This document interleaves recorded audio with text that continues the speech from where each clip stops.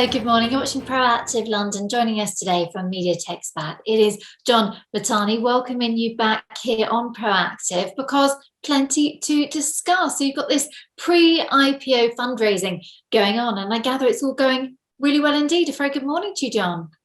Morning, Katie. Thank you for having me back so soon. Yes, it's been a very busy few weeks, to be fair. We basically are very much in the process of focusing on getting our listing process complete. So we've put in a first draft into the FCA. And as part of that, one of the requirements of the FCA is to have a minimum £700,000 raise as part of a listing process.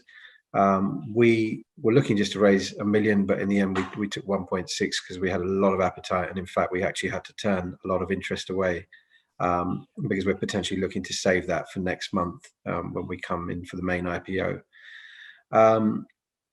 Just a couple of things that are of interest. We've already been lots of people trying to reach out to us asking about, would they consider us to look to acquire them at some stage? And it's like, guys, give us a little bit of time. Right now, all we're looking to do is just get through the process of listing, raising the funds at IPO, and then let's talk to you again maybe in June, July, when it's a bit more appropriate to speak at that stage.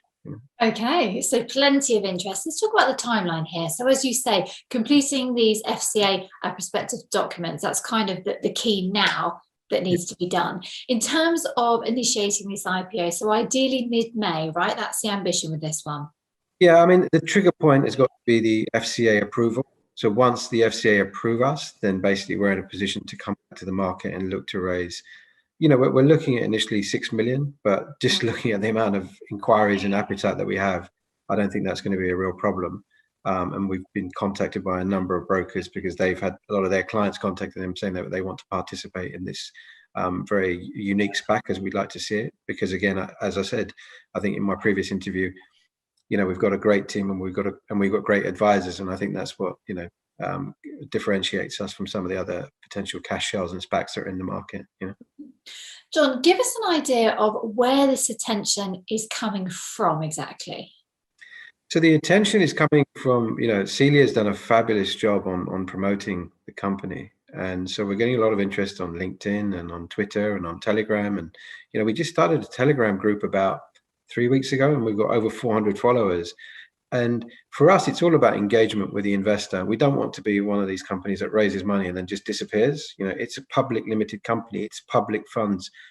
Engage with the public. It's really important. And that's why we have Celia on board, because not many small cap companies have a dedicated media officer on board. If you come to look, we're not a Rolls-Royce or a British Airways or a HSBC who do have those dedicated posts, but particularly with Celia's experience and the way she presents, and I'm sure you're going to be talking to her at some stage as well, you'll see that, she's very dynamic, she's very energetic, and she loves that engagement, and she treats everybody with the same degree of respect and courtesy, which I think is really, really important.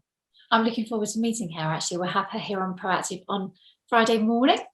In regards to the people that aren't familiar with your story yet, maybe just remind us, John, of what you're trying to achieve here, because it's different. Sure.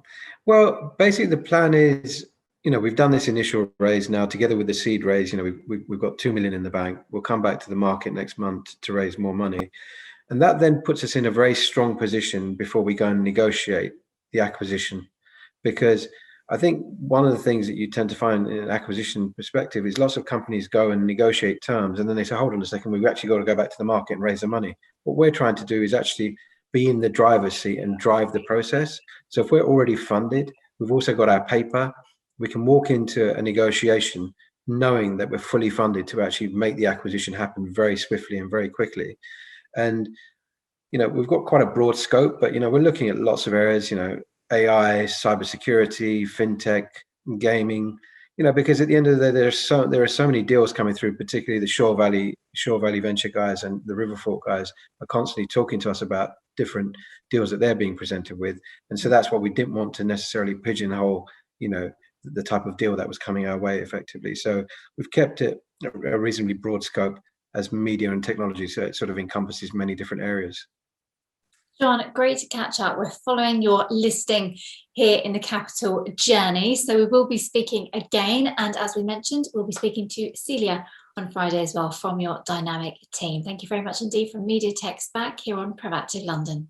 Thank you so much, Katie. Always a pleasure. Take care.